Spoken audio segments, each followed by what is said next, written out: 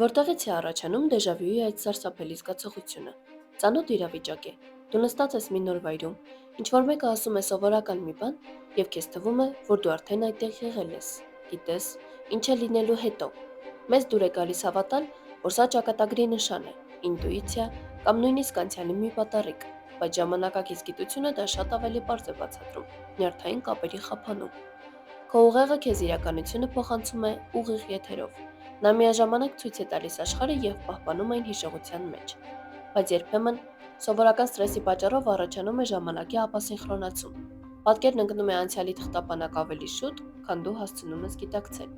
Եվ երբ ազդանշանը վերջապես հասնում է քո գիտակցությանը, ուղեղը խուճապ է ստեղծում, ասելով. «Սպասիր, մենք արդեն այս պահն ապրել ենք»։ Հիշիր, դեժավյուն ճակատագրից եկած գաղտնի ուղերձ չէ։ Դա պարզապես այն միլիվայրկյանն է, երբ քո միտքը պատահաբար քո ներկան պահում է անցյալի թղթապանակում։